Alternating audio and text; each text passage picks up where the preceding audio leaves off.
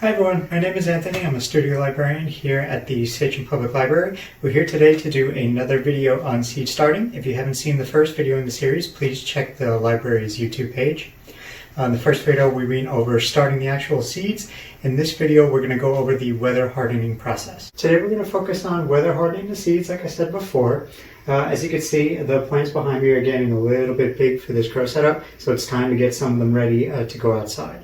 Now, the weather hardening process is very important as it acclimates the plants to the conditions that they'll meet outside. One important reason that we acclimate the plants is that they're not quite used to being out in the wind, so the stems themselves aren't strong enough. So if a big enough breeze or gust of wind comes by, it'll actually blow them right over. There is a couple of ways to kind of get ahead of that before we start the acclimating process. I'll just mention one real quick. I actually have a small house oscillating fan that if you set on low and of course set to oscillate back and forth, it creates a varying gentle breeze, so it kind of helps the plants get used to small little gusts of wind before they're ready to go outside. Another reason we acclimate the plants is because they're not quite used to being out in the full sun. The grow lights here and even being in a window help as a substitute for the sun as they're growing, but it is in no way a replacement. If you put them right out in the full sun from using lights like this, they will actually get sunburn and wilt, and they'll go into shock, and it's really not good for them. Another reason we acclimate the seedlings is to kind of help with get them used to the different temperatures that they'll face outside. So inside, and in this case especially, it's a climate controlled room, so it's really not getting too hot or too cold, and there's no major fluctuations over the course of the day. When you put them outside, it's going to get a lot cooler at night, which the plants are not quite ready for yet. Also, if you put them right out in the full sun, not only will it burn them like we talked about, it'll actually warm up the soil really fast, which could shock them as well. Okay, so now that we talked about why we need to weather harden seeds, we're going to talk about the how. The seed hardening process usually takes about 7 to 10 days.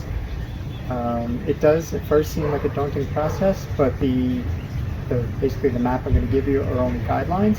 You can make minor adjustments here or there, but there are some major things that you're going to want to keep in mind. One of those things is to make sure that the plants are always watered appropriately.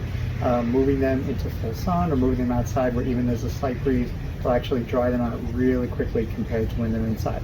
So you really have to keep on top of how watered they are. And if the weather is bad, if it's really raining or you know it's going to be really windy, just keep the seeds inside. You'd rather have to just hold off and do it the next day than have your tray flipped over or the seeds all blown over just because they had one bad day. Deviations to the schedule are normal. Like I said, this is only a suggestion, so if you need to change things up a little bit here or there, that's perfectly fine.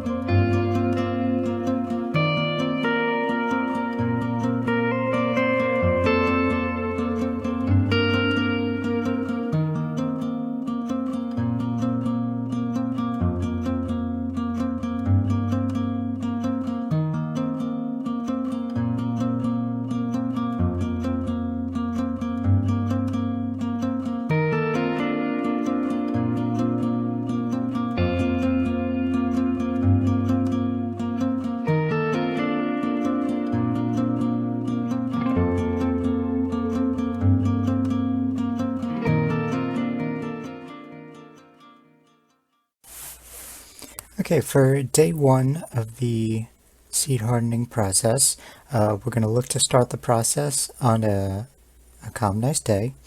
You're going to take the seedlings and you're going to put them in a shady location and protected from the wind. This could be a patio, an awning, a soffit, a very shady area, very shady tree. That would all work fine. You're only going to leave them out for a few hours, like 3 hours, and then bring them back in, and then you're going to put them either back in the window, or if you're using like a grow light setup, you're going to put them back under that. Day 2 is going to be very similar to day 1. We're going to put the seedlings in the same spot as we did on day 1, but we're just going to leave them outside a little longer. So instead of 3 hours, we're going to do 5 hours, and then we're going to bring them back in again. Day 3, we're going to do something a little different. We're going to, for the first 2 hours, we're going to put the seedlings in partial shade to sun. We don't want to put them in the full sun yet. Partial shade will probably work best for this. The morning sun is absolutely the best time to do this.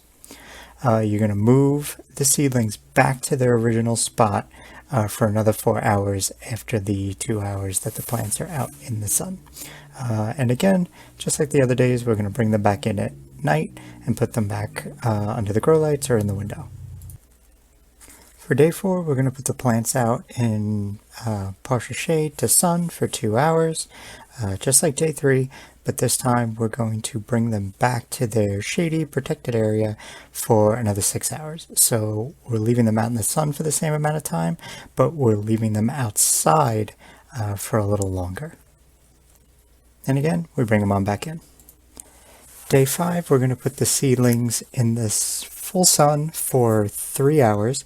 I should have mentioned this in day 4 as well, but as we go on, we get into days 4 and 5, we're going to want to look for areas that are not as protected from the wind. So you're not going to put them out in the middle of an open area to get blown around, but maybe just a little bit farther away from the house or a little bit farther away or out in the open, so they get a tiny bit more of a breeze just to get used to it.